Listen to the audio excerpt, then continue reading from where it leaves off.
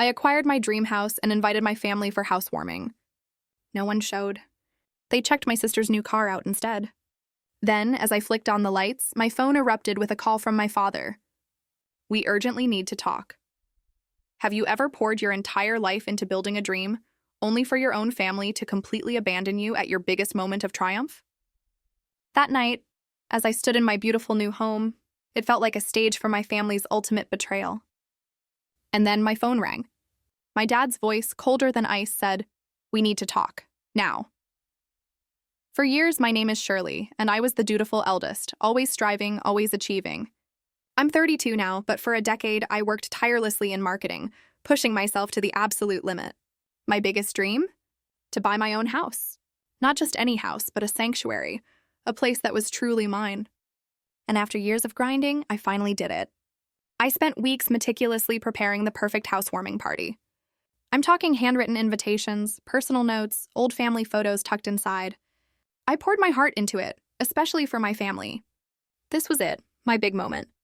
The day arrived, and as my friends and colleagues started filling my home with warmth and laughter, one group was noticeably absent. My entire family. Later, I found out why. They had chosen to celebrate my sister Ashley's new car instead. Not just a visit, but a full-blown family event at the dealership. Can you believe it? As I finally turned off the lights in my now empty living room, the phone rang. It was my dad. That cold, hollow feeling from his voice still chills me to this day. Growing up as the oldest of three, I always felt the crushing weight of expectation. My parents, Thomas and Margaret, raised us in a modest suburban home in Minnesota. They were hard workers, always providing, but emotional warmth. Especially for me, that was a luxury they rarely offered. My sister Ashley, 4 years my junior, was the family princess. Blonde curls, bright blue eyes, she captivated everyone. My parents doted on her in a way they never did with me. I got books and educational toys. Ashley got beautiful dresses and dolls. I was told to be responsible. Ashley was allowed to be carefree. "Shirley, why can't you be more like your sister? Ashley knows how to make people smile. You're always so serious." It became a constant refrain, a wedge between us that grew wider with every passing year. So I threw myself into academics. If I couldn't win their affection with my personality, maybe I could make them proud with achievement. I joined every club, volunteered, maintained a perfect GPA, and eventually earned a full scholarship to a prestigious university. But even then, my accomplishments felt invisible. I still remember my college graduation. 4 years of relentless work, a double major, summa cum laude. As I walked across that stage, I searched for my family, but they were distracted. Later, at dinner, when I hoped for some acknowledgement, the conversation quickly turned to Ashley's new boyfriend and his lake house party. Can you believe Ashley got invited to the Andersons' party? They're one of the wealthiest families. My mother gushed. I sat there, my diploma folder beside me, feeling utterly invisible. Only my younger brother Dylan caught my eye and gave me a subtle thumbs up. He was always more perceptive than our parents gave him credit for. After graduation, I moved to Chicago. I landed a position at a growing marketing firm and climbed that corporate ladder, one grueling late night and sacrificed weekend at a time. I lived frugally, sharing an apartment, every extra dollar earmarked for one thing, my own home. To my family, my career choices were always a puzzle. Why marketing? "You could have gone to law school with your grades," my father would say. Meanwhile, Ashley dropped out of community college but somehow landed a job at a boutique through a friend of our mother's. That was celebrated as a smart networking move. It was baffling. Over those 10 years, I built a life. I found friends who valued me for me, mentors who recognized my potential. The dream of owning my own home became so much more than just real estate. It was stability, accomplishment, a place where I could finally belong without conditions, a sanctuary entirely mine. When I finally reached my savings goal at 32, a sense of pride washed over me. This was all me. No help, no shortcuts. I was ready. My search for a home began in early spring. I wanted a craftsman, a small yard for gardening, a kitchen for real cooking, and most importantly, a front porch to watch the world go by. After 3 months, I found it. A 1920s craftsman bungalow. It needed work, but the bones were solid. High ceilings, original crown molding, built-in bookshelves. The moment I walked through the front door, I knew. This was it. I made an offer that night, and it was accepted. The closing process was a blur of anxiety. But finally, On a warm Tuesday in July, I signed my name until my wrist ached. When the agent handed me the keys, I clutched them so tightly they left imprints. I drove straight there to my house and stood on the walkway, taking it all in. The green shutters, the stone steps. With shaking hands, I unlocked the door. It was empty, but it was filled with possibility. I slept on an air mattress that night, too excited to wait even one more day. For the next 2 months, I poured my heart and soul into renovations. I painted every room myself, choosing colors that made me feel peaceful and energized. I refinished the hardwood floors, a back-breaking job, but the oak grain came alive. The kitchen was my biggest project. New countertops, a farmhouse sink, updated appliances. I splurged on professionals for plumbing and electrical, but everything else? YouTube tutorials and countless trips to the hardware store. By September, it was ready. Every room reflected my personality, my taste. Bookshelves filled with my novels, plants breathing life into corners. This was the first space that was truly mine, created by my vision and hard work.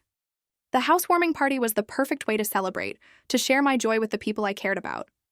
I created beautiful invitations, handwriting each one. For my family, I included old photos, expressing how much their presence would mean. My mother called, gushing. We wouldn't miss it for the world. Dad and I are so proud. Ashley texted, can't wait to see your new place. BTW, just bought a new car, LOL, Dylan called, genuinely interested in the renovations, promising a special gift. The night before, I called my parents to confirm. Of course, sweetheart, 3, right? We're all looking forward to it. I went to bed feeling complete. For once, I would be the center of attention for something positive. For once, my family would see what I had accomplished. Little did I know, the next day would bring one of the most painful disappointments of my life. I woke up at 6 a.m. too excited to sleep. Sunlight streamed through my curtains. Today was the day my house would truly become a home, filled with laughter and loved ones. I spent hours on appetizers, spinach pinwheels, a charcuterie board, my special mini lemon tarts. By 9:30, my kitchen counters were covered. At 10 a.m., my friends Melissa and Jake arrived to help. This place is gorgeous, Melissa exclaimed. I can't believe how much work you did yourself. By noon, everything was perfect. The house gleamed, soft music played, food was ready. My first guests arrived at 2:45, co-workers bearing gifts and wide smiles. By 3:15, about 20 people had arrived, filling my home with the energy I'd dreamed about. But still, no sign of my family. At 3:30, I checked my phone. Nothing. I sent a quick text to my mom. Hey, are you on your way? We've started already. More guests arrived. My neighbor, my college roommate, friends from yoga, book club, hiking. Everyone came to celebrate with me. But by 4, the absence of my family was a gaping hole. I called my mother, no answer. My father, straight to voicemail. I texted Dylan, are you guys coming? Is everything okay? I kept smiling, refilling drinks, passing appetizers, but inside, a cold dread was building. Was there an accident? Was someone sick? It wasn't like them not to call. At 4:30, my phone buzzed. A text from my friend Kelly, who couldn't make it. Just saw your family at Hamilton Auto. Your sister was taking pictures next to a red convertible with a big bow on it. Thought they were coming to your party after. My hands went numb. They hadn't forgotten. They had chosen not to come. They had all gone to a car dealership to celebrate Ashley's new car instead of attending my housewarming. The realization hit me like a physical blow. After all the years, all the hard work, all the care I'd put into this party, they had still chosen Ashley over me. Again. Everything okay? Melissa asked, seeing my face. I forced a smile. Fine, just checking messages. But nothing was fine. As I moved through my own party, accepting compliments, I felt a growing hollow inside. The people who should have been the most proud weren't even here to see it. By 7, guests started to leave. I hugged each one, genuinely grateful, but I couldn't shake the shadow of my family's absence. At 8:30, the last guest departed. I closed the door behind them and stood in my entryway, surrounded by the remnants of what should have been a perfect day. Gift bags that would never be claimed. Place settings for my family untouched. The photo album I'd planned to show them, closed on the coffee table.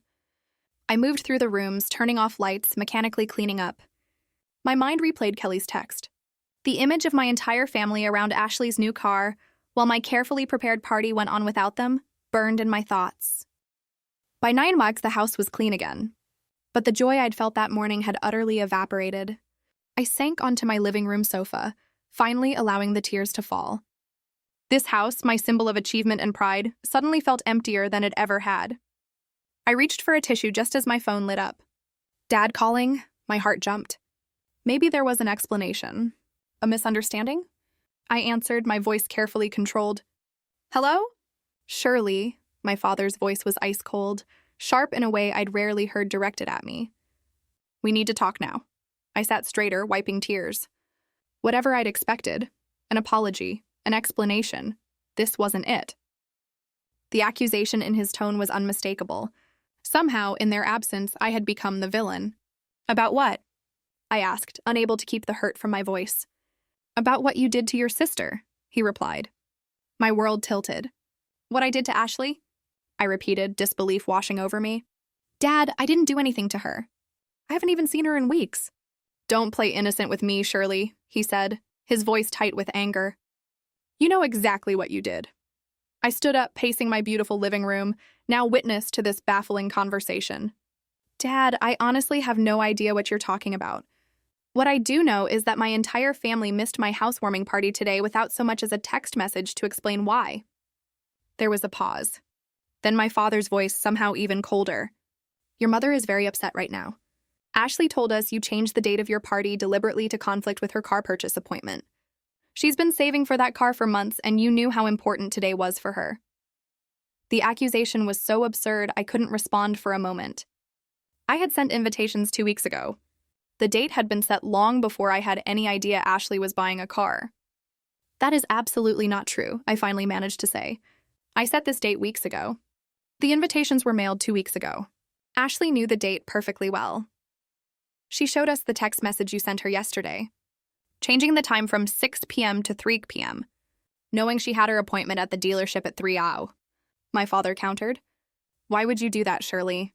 Are you that jealous of your sister that you needed to ruin her special day? My mind raced. I had texted Ashley yesterday, but only to confirm she was coming, not to change any times. The invitation had always specified 3 bike. Dad, that is not what happened. I never changed the time. Check your own invitation. It always said 3 hours. We don't have the invitation anymore, he replied dismissively. And that's beside the point. The point is that your sister needed her family support today for her first major achievement. And you tried to force us to choose between you two. The word stung like a slap. My college graduation? My promotions? This house I'd saved 10 years to buy? None of those counted as achievements in his eyes. My invitation said 3 from the beginning, I said again, fighting to keep my voice steady. And even if there was confusion, why did none of you call me? Why did you all just not show up at all? Because your mother and I decided we needed to support Ashley. She was in tears thinking about how you were trying to overshadow her again. Again. As if my entire life hadn't been spent in her shadow. Dad, I bought a house with my own money. After working for 10 years and saving everything I could, I wanted to share that with my family. How is that overshadowing Ashley buying a car? It's not about the house or the car, Shirley. It's about your attitude. You've always been competitive with your sister, always trying to one-up her. The injustice of his statement left me breathless. Every memory of standing quietly while Ashley received praise for minimal effort. Every time I had swallowed my disappointment when my achievements were overlooked. Every instance of biting my tongue when comparisons were made. All of it rushed through my mind. I need you to apologize to your sister, my father continued. She's very hurt by what you did. Something broke inside me then. A lifetime of accommodation, of accepting scraps of attention, of being the responsible one who never complained. I will not apologize for something I did not do, I said firmly. Ashley lied to you. I never changed the time of my party. And the fact that none of you bothered to check with me, that you all just assumed I was in the wrong without question, says everything about our family dynamic. Don't talk to me about family dynamics, young lady. My father's voice rose. We raised you better than this. Your mother is in tears over your behavior. My behavior? I was the one left waiting for my family at my housewarming, watching the door while everyone else enjoyed the party. I spent weeks planning. You need to think about someone other than yourself for once, Shirley. The unfairness of that statement was the final straw. Tears streamed down my face now, but they were tears of anger as much as hurt. I have spent my entire life thinking about everyone else, Dad. I've been the responsible one, the one who never caused problems, the one who worked hard and did everything right. And still, Ashley always comes first. Always. That's not true, and you know it, he said. But there was a slight hesitation in his voice now. It is true, and deep down, you know it too. I'm going to hang up now because this conversation is not productive. When you and Mom are ready to hear my side of things, you can call me back. Shirley, don't you dare hang up on me. I ended the call, my hands shaking. For a long moment, I stood in my living room, surrounded by the home I had created, feeling more alone than I ever had in my life. My phone immediately began ringing again. This time it was my mother. I took a deep breath and answered. Mom, I can't talk right now. Shirley, how could you do this to your sister? Her voice was thick with tears. You know how sensitive she is, and you know how much this car meant to her. Mom, I didn't do anything to Ashley. I sent invitations 2 weeks ago for a 3 party. I never changed the time. She showed us your text, Shirley. Why are you lying? I am not lying, Mom. Ashley lied, and the fact that you immediately believe her over me hurts more than I can say. My mother's voice hardened. You've always been jealous of the attention Ashley gets. You need to grow up and stop these childish games. The conversation continued in circles, my mother refusing to consider that Ashley might have lied. By the time I hung up, I felt completely drained. Out of curiosity and mounting anger, I scrolled back through my text messages with Ashley. There it was, our exchange from yesterday. Me. Hey Ash, just confirming you guys are coming tomorrow at 3. Can't wait to show you the house. Ashley, totally. Unless something comes up, LOL. But should be there. Nothing about changing times. Nothing that could be misinterpreted. Then I noticed something strange. There were screenshots in our conversation from earlier today, screenshots I had never sent. They showed a doctored conversation where I supposedly told Ashley the party had been moved to 3 p.m. instead of 6 p.m. Ashley had fabricated evidence and sent it to herself from my number in our text chain. I sat down heavily on my sofa, the full weight of the manipulation hitting me. My sister had deliberately created a situation where my family would miss my housewarming, then made it appear to be my fault. The level of calculation required was staggering. My phone buzzed with a text from Ashley. Hope her party was fun. Sorry we couldn't make it, but my new car is amazing. Maybe next time don't try to make everything about you. Just saying. The casual cruelty of the message after what she had done left me breathless. This was not just sibling rivalry. This was deliberate sabotage. I turned off my phone and curled up on my sofa, surrounded by the beautiful home that now felt tainted by this painful revelation. The family I had hoped would finally see my worth had shown me exactly how little they valued me. And my sister, my own sister, had orchestrated all of it. That night, alone in my dream house, I cried myself to sleep. After a restless night, I woke up with a clarity I had never experienced before. The hurt and shock had crystallized into determination. I was not going to let Ashley's lies stand unchallenged. For once in my life, I was going to confront the dynamics that had shaped our family for decades. I dressed carefully that morning, choosing an outfit that made me feel confident and strong. Dark jeans, a crisp white button-down, leather boots, a personal uniform of defiance. I wanted to face Ashley not as the perpetually overshadowed older sister, but as the accomplished woman I had become. I drove the 30 minutes to Ashley's apartment building, rehearsing what I would say. This wasn't about revenge. This was about truth. It was about finally standing up for myself. Ashley lived in a modern complex, her rent subsidized by our parents. When she opened the door, her surprise was evident. Shirley, what are you doing here? She was still in pajamas, hair in a messy bun. We need to talk, I said, my voice steady. May I come in? She hesitated, then stepped aside. Her apartment was stylish, but cluttered with shopping bags and fashion magazines. Is this about yesterday? She asked defensively, crossing her arms. Because I already told Mom and Dad what happened. I took out my phone and pulled up our text conversation. Yes, it is about yesterday. And about these. I showed her the screenshots she had inserted. Screenshots of a conversation that never happened. Screenshots you fabricated to make it look like I changed the time of my party to conflict with your car appointment. Ashley's expression flickered. I don't know what you're talking about. Ashley, stop. The evidence is right here. You created fake messages and then sent them to yourself in our conversation thread. What I can't figure out is why. Why would you go to such lengths to make sure our family missed my housewarming? She looked away, a flush creeping up her neck. You always have to be the center of attention, don't you? Perfect Shirley with her perfect career and now her perfect house. Meanwhile, I finally do something worth celebrating, and no one would care because they'd all be too busy applauding you. The bitterness in her voice was startling. Is that really how you see me? As someone who steals your spotlight, Ashley? My entire life, I have stood in the background while you received praise and attention for every little thing. That is such a lie, she exploded. Mom and Dad always talked about how smart you were, how responsible, how successful. Why can't you be more like your sister? Shirley would never do that. Look at Shirley's grades, her job, her savings. Do you have any idea what it's like to grow up hearing that? I stared at her in disbelief. Are we from the same family? Because in my experience, it was always, Ashley is so charming. Ashley is so pretty. Ashley makes friends so easily. Every accomplishment I ever had was minimized while you were celebrated for the smallest things. We stood there, two grown women with completely opposite perspectives on our shared childhood. It was as if we had grown up in parallel universes. You were always the favorite, Ashley insisted, but there was a flicker of uncertainty in her eyes now. Then why did they all choose to go see your new car instead of coming to my housewarming? If I'm the favorite, explain that to me. She didn't have an answer. Instead, she changed tactics. It's just a house, Shirley. People buy houses all the time. It's not that big a deal. The dismissal of my greatest achievement stung, but I refused to be derailed. This is not about the house or the car. This is about you deliberately lying to our family to manipulate them. You created false evidence to make me look bad. That goes beyond sibling rivalry, Ashley. That is calculated and cruel. They would have come to your party eventually, she said, her voice smaller now.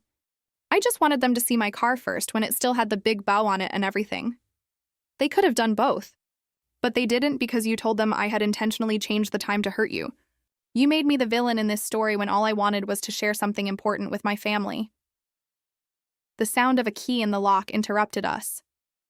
The door opened to reveal our parents, both surprised to see me. Shirley, what are you doing here? My mother asked, glancing between Ashley and me. I came to talk to Ashley about what really happened yesterday, I said, turning to face them. Did you bring the invitation I sent you? I'd like to show you that it always said 3 ek. My father's expression hardened. We came to check on your sister because she was upset last night. We don't need to rehash this whole situation. Actually, we do, I insisted, a newfound courage in my voice. Because Ashley lied to you. She created fake text messages to make it look like I changed the time of my party. The invitation always said 3 fries, and she knew that. Shirley, that's enough, my mother said sharply. Stop trying to blame your sister. Look. I held out my phone, showing them the conversation with the obviously inserted screenshots. This is our actual text exchange. Ashley added these screenshots herself.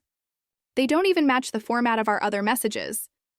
My father barely glanced at the phone. I don't know what you're trying to prove here, Shirley, but attacking your sister is not the way to handle this.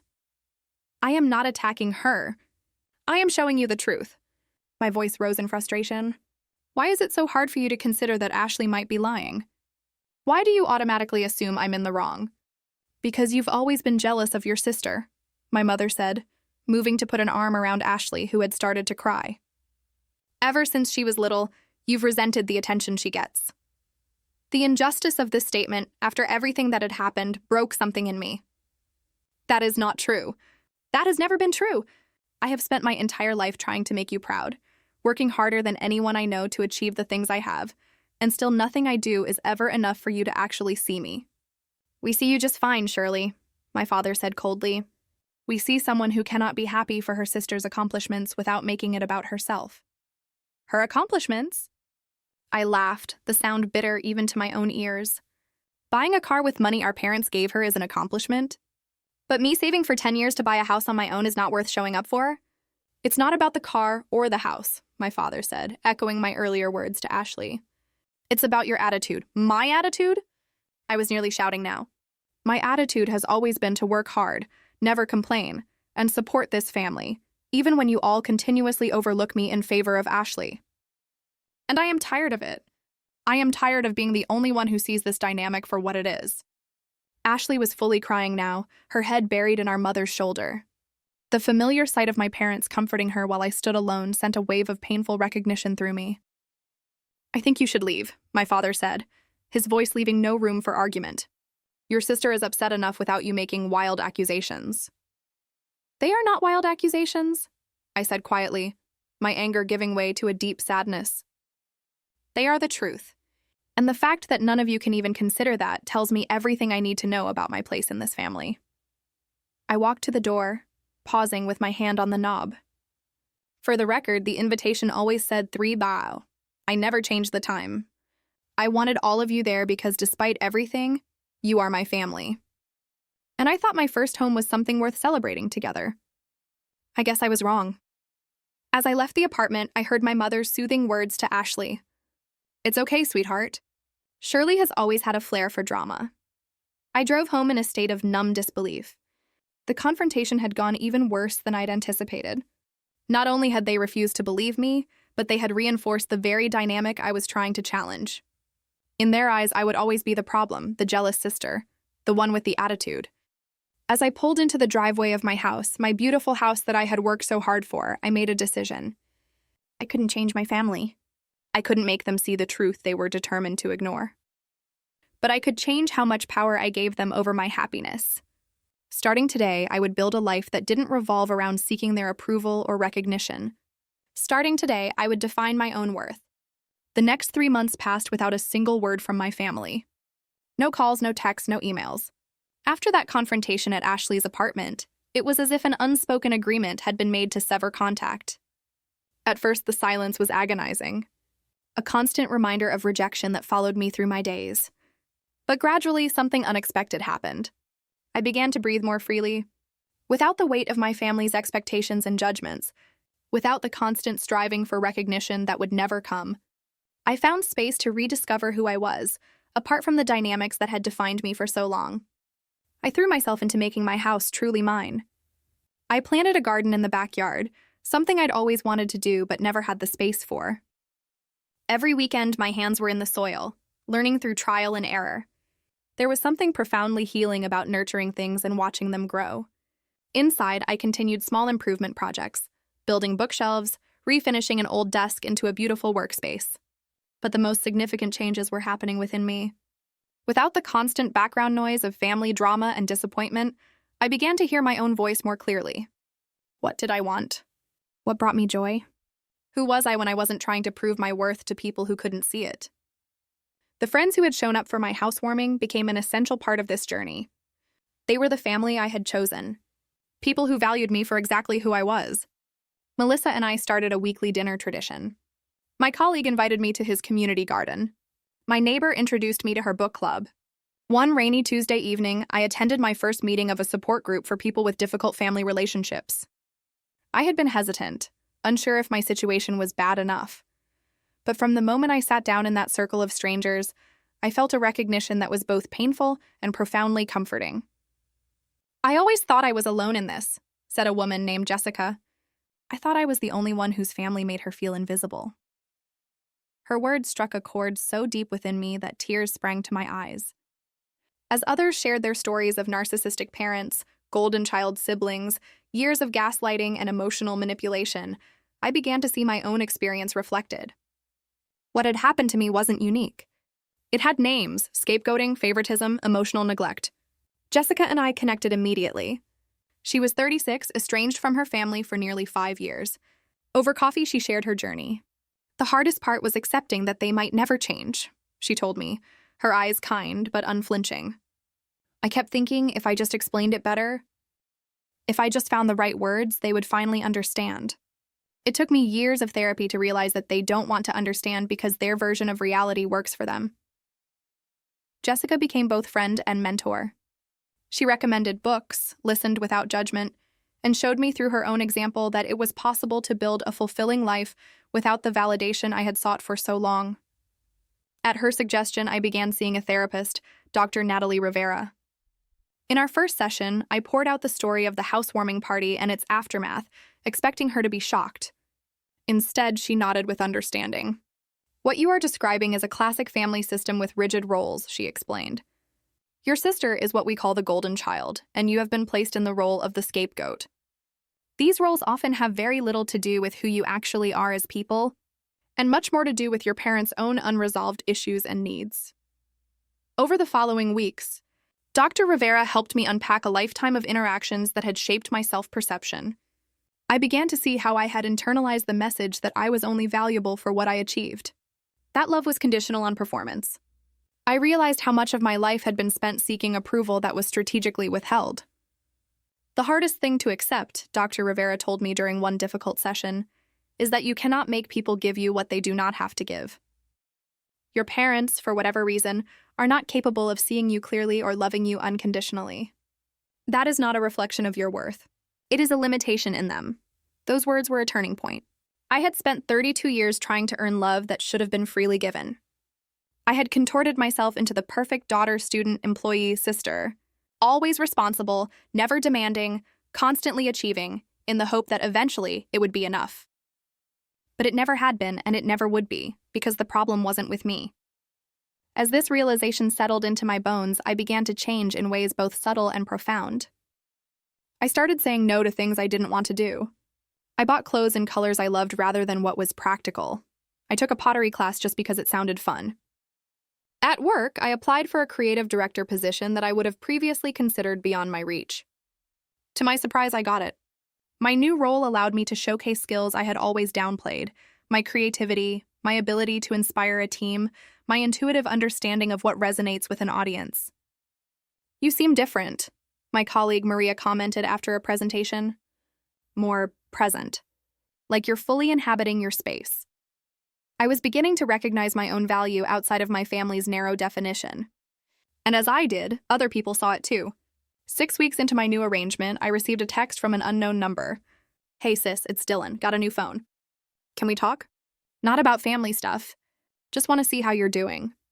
My younger brother had always been the quiet one, often lost in the dynamic between Ashley and me. We'd never been particularly close, but there had always been an unspoken understanding. I agreed to meet him for coffee. Dylan looked older than his 24 years when he walked into the cafe, his shoulders slightly hunched. When he saw me, his face lit up with a genuine smile. "Your hair looks different," he said as he sat down. "It suits you." I had cut my long hair into a shoulder-length bob, something I'd wanted to do for years but had hesitated over, hearing my mother's voice in my head saying long hair was more feminine. It was a small act of reclamation, but it felt significant. We talked about neutral topics at first: his job, my promotion, a movie. But eventually the conversation turned. "I should have come to your housewarming," he said quietly, looking down at his coffee. I knew something was off about the whole situation, but I didn't want to get in the middle of it. "I'm sorry, Shirley." "Thank you for saying that," I replied, surprised by how much his acknowledgement meant. Dylan hesitated, then continued. "The thing is, this wasn't the first time Ashley has done something like this." "What do you mean?" "She's been manipulating situations for years, making herself look good at your expense. I've seen her do it so many times, but Mom and Dad never question her, so I just stayed quiet." He looked up, regret clear in his eyes. I should have said something. What followed was a conversation that shook the foundation of how I understood our family history. Dylan revealed incident after incident where Ashley had lied, twisted facts, or created drama to ensure she remained the center of attention. The birthday party in high school where my gift to our mother mysteriously disappeared. The time Ashley had deleted an important email about my college scholarship and claimed it must have been spam. The rumor she'd spread that I was too busy to attend our grandmother's 75th birthday when I'd never even received the invitation. "I think she feels threatened by you," Dylan said. "You're everything she's not: independent, successful, driven. So she has to find ways to make you look bad or keep you away from the family." "And our parents just believe her," I said, the familiar hurt rising again. Dylan nodded sadly. "They see what they want to see. Ashley plays the role they need her to play, the delicate one who needs their protection. And you've always been the strong one who they think doesn't need anything." We talked for hours that day, peeling back layers of family dynamics that had shaped all our lives. For the first time, I felt truly seen by someone who had been there for all of it, who understood the context of my pain. "What are you going to do now?" Dylan asked as we prepared to leave. I considered the question carefully. "I'm going to keep building my life. My real life. Not the one I thought I needed to have to earn their approval. Beyond that, I don't know yet." Dylan hugged me before we parted. "For what it's worth, I've always admired you, Shirley. You're the strongest person I know." His words stayed with me, bolstering me as I continued my journey of self-discovery and healing. The house that had once felt tainted by my family's rejection now became a symbol of my resilience. Each room held evidence of choices I had made for myself, of a life being built on my own terms. And with each passing day, without the drama and pain of trying to fit into my family's distorted picture, I found myself growing stronger, more centered, more authentically me. 2 months after my coffee with Dylan, he called with a proposition that made my heart race. "I think it's time for Mom and Dad to hear the truth," he said. "All of it. I've been doing a lot of thinking, and this pattern has gone on too long. I want to help set up a meeting with them. Neutral territory, like a restaurant. What do you think?" My immediate instinct was to refuse. I had found peace in the separation from my family's toxicity. Did I really want to reopen that wound? "What about Ashley?" I asked. "She'll just manipulate the situation again." "Not this time," Dylan said with a determination I had never heard from him before. "I have evidence, Shirley. Screenshots of conversations, emails where she admits what she did. She doesn't know I saved them. And I'm ready to stand up for the truth, even if it means confronting our parents." After a long discussion and several days of consideration, I agreed. Not because I expected a Hollywood reconciliation or a dramatic apology, but because I wanted to reclaim my narrative. For too long, I had been defined by Ashley's lies and my parents' willingness to believe them. Whatever happened, I wanted to stand in my truth. We arranged to meet at a quiet restaurant halfway between our homes on a Sunday afternoon. Dylan arrived at my house beforehand, a folder of printed evidence in hand, his face a mixture of nervousness and resolve. "Are you sure you want to do this?" I asked him. "They might turn on you too," he nodded. "I'm sure. I can't keep watching this happen. It's not right, and deep down, I think they know it." As we drove, I mentally prepared myself for every possible outcome, from complete rejection to grudging acknowledgement. Dr. Rivera had helped me set realistic expectations and establish boundaries for the conversation. I wouldn't argue endlessly. I would state my truth calmly and clearly, and if they couldn't hear it, I would walk away knowing I had done what I could. My parents were already seated when we arrived, their faces showing a mixture of curiosity and apprehension. My mother had aged in the months since I'd last seen her, new lines etched around her eyes. My father sat stiffly, his expression guarded. "Thank you for coming," I said as Dylan and I sat down. "Dylan said it was important," my mother replied, her voice carefully neutral. "He said there were things we needed to discuss as a family." "There are," I confirmed. "Things that have been left unsaid for far too long." Our conversation started cautiously, with surface-level updates about work and health. But after the waiter took our orders, Dylan cleared his throat and opened the folder. "Mom, Dad, there's something you need to know," he began. About what happened at Shirley's housewarming, but also about a pattern that has been going on for years. My father's face immediately hardened. "If this is about blaming your sister again, please just listen," Dylan interrupted, his voice steady but insistent. "I have proof of what really happened." He laid out the evidence methodically. Screenshots of the original invitation clearly showing the 3-hour time. The fabricated text messages Ashley had created. And most damning of all, a series of texts between him and Ashley where she had bragged about making sure Shirley knew her place. My parents' expressions changed as they reviewed each piece of evidence, from skepticism to confusion to the dawning of an uncomfortable realization. "This can't be right," my mother said weakly. "Ashley wouldn't do this." "She did," Dylan said gently. "And it's not the first time." He continued, revealing other incidents from our childhood and early adulthood where Ashley had deliberately sabotaged me or turned family members against me. With each example, he provided corroborating evidence, saved emails, text messages, photos with telling timestamps. My father sat in stunned silence, his face growing increasingly pale. My mother began to cry quietly. "Why are you showing us this?" she finally asked. "What do you want from us?" "We want you to see the truth," I said, finding my voice. "For years, I have been cast as the villain in a story I never wrote. I have been made to feel that I was not worthy of the same love and attention that Ashley received automatically. All I ever wanted was to be seen for who I really am, not who Ashley told you I was." My father looked up, meeting my eyes directly for perhaps the first time in years. "Shirley, I don't know what to say. If what Dylan is showing us is true." "It is true," I said firmly. And I think deep down, you have always known something was not right. But it was easier to go along with Ashley's version of reality than to question it. A heavy silence fell over the table, broken only by the ambient sounds of the restaurant around us. This was the moment of truth. Would they acknowledge what they had seen, or would they find a way to dismiss it and maintain the family mythology? I think we need to talk to Ashley, my father finally said, his voice rough with emotion. Would you like me to call her now? Dylan asked, surprised. My parents exchanged a long look, then nodded. The 30 minutes we waited for Ashley to arrive were among the most tense of my life. My parents sat in stunned silence, occasionally glancing at Dylan's evidence.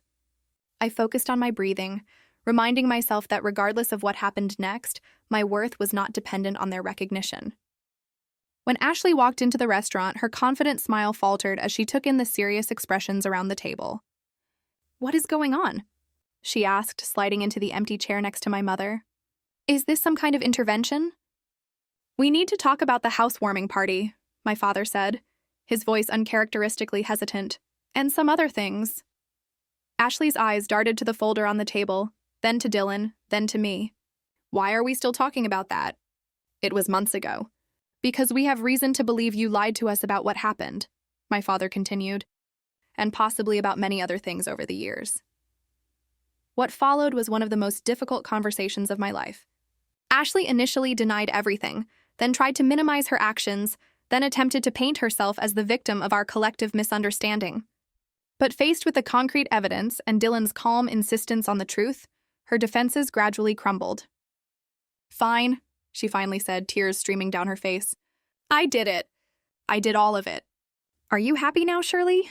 You finally turned everyone against me. This is not about turning anyone against you, I said quietly. This is about the truth finally being acknowledged. You have been manipulating this family for years, Ashley. You have deliberately hurt me over and over again, and I need to understand why. Her answer, when it came, was both simple and heartbreaking. Because it was so easy. Because everyone always believed me over you. Because I was afraid if they saw how amazing you really are, they wouldn't love me anymore. The raw honesty of her admissions stunned us all into silence. Ashley, my mother said finally, her voice breaking, we would never stop loving you. Never. But what you did was wrong. So wrong. My father reached across the table and took my hand, his eyes filled with regret.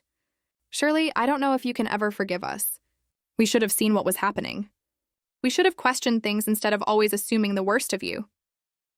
I didn't respond immediately, letting the weight of his words settle. This was not a moment for easy forgiveness or quick reconciliation. This was the beginning of a much longer, more difficult conversation about trust, truth, and family. I don't know what happens next, I admitted. I've spent the last few months building a life that doesn't revolve around seeking your approval or understanding. I found strength in that independence. But I would be open to seeing if we can build something new.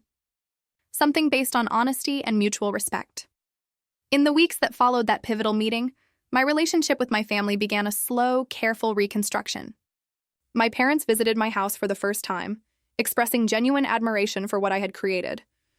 Dylan and I grew closer, our shared experience creating a bond that had never existed before. Ashley was a more complicated story. After the confrontation, she entered therapy, beginning the difficult work of examining her own insecurities and destructive patterns. Our relationship remained distant. The trust was too thoroughly broken to be quickly repaired. But there was an honesty between us now that had never existed before. 3 months after our family meeting, I hosted another housewarming party. A symbolic reset. This time my parents and Dylan arrived early, helping with final preparations. Friends who had supported me through the darkest moments mingled with family members who were cautiously finding their way back into my life. As I looked around my living room that evening, seeing the blend of chosen and birth family, sharing food and conversation, I felt a sense of completion that had nothing to do with external validation. My home had become what I had always wanted it to be, a sanctuary of truth and authenticity, a place where I could be fully myself. The journey had been painful, but the lessons it taught me were invaluable. I learned that sometimes standing in your truth means standing alone. I learned that family is not just about blood, but about who sees you clearly and loves you anyway. Most importantly, I learned that my value does not depend on anyone else's recognition of it. Today, 2 years after that fateful housewarming party, my house has truly become a home. The garden I planted has flourished, much like my sense of self. My career has thrived now that I no longer seek approval with every decision. And my relationships, both family and friends, are built on a foundation of mutual respect and genuine connection. Sometimes the greatest gift we can give ourselves is the courage to stand in our truth, even when those we love most refuse to see it. Sometimes the family we need most is the one we build for ourselves, person by person, truth by truth, day by day. Have you ever had to stand up for your truth when everyone around you refused to see it? How did you find the strength to remain true to yourself in the face of family pressure or manipulation? Share your story in the comments below. I really want to hear your experiences. And if this resonated with you, please like, subscribe, and share it with someone who might need to hear that they are not alone in their family struggles. Thank you for listening to my journey, and remember, your worth is not determined by other people's ability to recognize it.